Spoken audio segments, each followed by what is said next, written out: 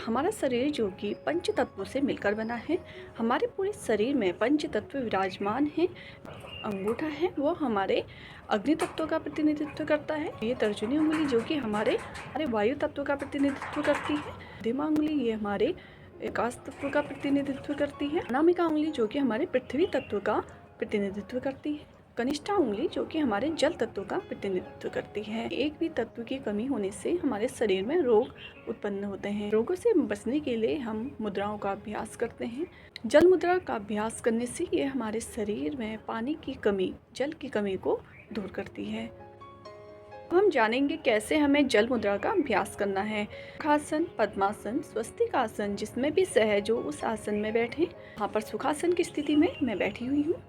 आप सुखासन की स्थिति में भी बैठ सकते हैं जिसमें कि आपको सुख की अनुभूति हो।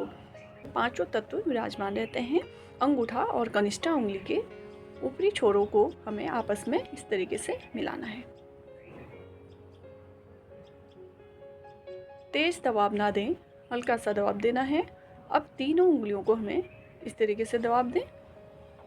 अब हमें तीनों उंगलियों को हमें आपस में मिलाते, इस तरीके से खोले ना, इस तरीके से मिलाते हुए आपस में तर्जनी, मध्यमा और अनामिका वाली तीनों उंगलियों को हमें आपस में मिला लेना है। और यहाँ पर हमारी तर्जनी और कनिष्ठा उंगली हमारी आपस में मिली हुई है। थंब और लिटिल फिंगर को आपको आपस में मिलाना है। इस तरीके से हमें घुटनों के, ये देखेंगे इस तरीके से मुद्रा बनी हुई है तो आपको घुटनों के ऊपर रख देना है। दूसरे हाथ से भी हमें इसी तरीके से कर लेना है। तीनों उंगलियों को मिलाएं। अब इस तरीके से घुटनों के ऊपर रख दें। इस तरीके से घुटनों के ऊपर हमें अब जल मुद्रा की स्थिति में बनाते हुए रखना है। अब आंखें यहाँ पर हमें बंद कर लेनी है। सहजता से आंखें बंद करें। अब उंगलियां सीधी करने का प्रयास, जो तीनों उंगलियों को हमने सीधा करा है जितना हो पा रहा है उतना करें। उंगलियां अगर फिसल रही हैं तो आपको प्रयास करना है। अब यहाँ पर कमर गर्दन सीधी, धीरे से सांस लें, धीरे से छोड़ें। पूरा ध्यान अपने शरीर पर केंद्रित करें, अपने मन को शांत करने का प्रयास। कुछ देर सांसों पर ही ध्यान केंद्रित करें। अपने दोनों भौहों के बीच आज्ञा चक्र पर ध्यान केंद्रित करने का प्रयास। रीढ़ को बिल्कुल सीधा रखें।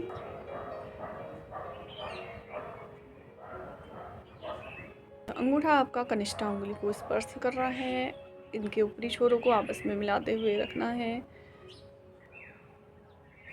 10 से 15 मिनट रुकने का प्रयास करें। मन ही मन में मंत्रों का उच्चारण कर सकते हैं।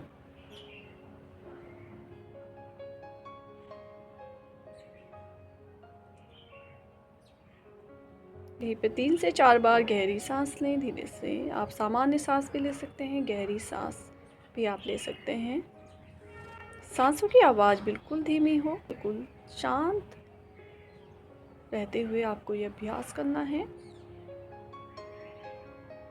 अब धीरे से वापस आने का प्रयास करेंगे। पहले आपको अपनी अंगूठा और कनिष्ठा उंगली के ऊपरी छोरों को खोलने का प्रयास। अब धीरे से तीनों उंगलियों को खोलें और उंगलियों को थोड़ा सा इस तरीके से हिला लें।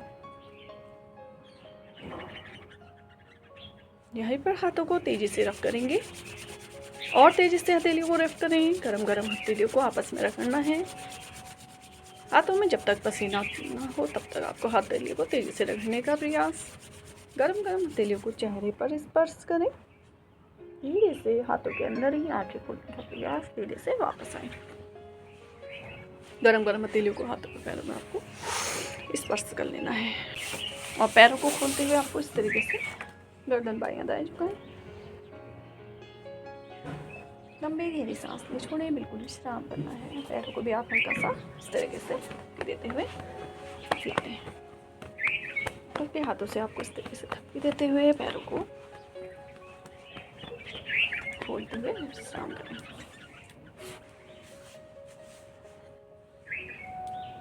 पीछे आ गई है चिड़िया, तो आप भी देख के इसका आनंद लीजिए।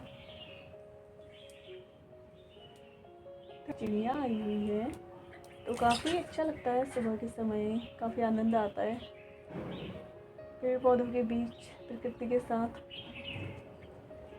तो आपने भी देखा होगा, तो काफ़ी आनंद आता है। प्रकृति के साथ योग का अभ्यास करने में काफ़ी मज़ा आता है। जब आप करेंगे तो आपको खुद महसूस होगा। तो आपको भी करना है अभ्यास, काफ़ी शांति भरे वातावरण में आप करें। और सुबह के समय इसीलिए अच्छा लगता है क्योंकि चिड़ियाओं की चहकती हुई आवाज़ सुनने को मिलती है। अब हम जानेंगे जल मुद्रा से होने वाले लाभों के बारे में। जल, कि हम सब जानते हैं हमारे शरीर में 70% जल की मात्रा पाई जाती है। जब हम जल मुद्रा का अभ्यास करते हैं तो ये हमारे शरीर में जल की कमी को पूरा करता है, हमें डिहाइड्रेशन से बचाता है, त्वचा संबंधी रोगों को दूर करने के लिए बहुत अच्छा अभ्यास, बुढ़ापे में जो चेहरे पे झुर्रियाँ आ जाती है उनको कम करने में काफ़ी मदद करता है, हमारे चेहरे पर निखार लाता है, शरीर में पानी की कमी को दूर करता है, तनाव, थकान, मानसिक रोगों को दूर करने में काफ़ी मदद करता है, हमारे शरीर के एक एक कोशिका तक पहुंचकर हमारे शरीर को तरल बनाता है। जल मुद्रा का अभ्यास वे लोग ना करें जिन्हें सर्दी, जुकाम, खांसी,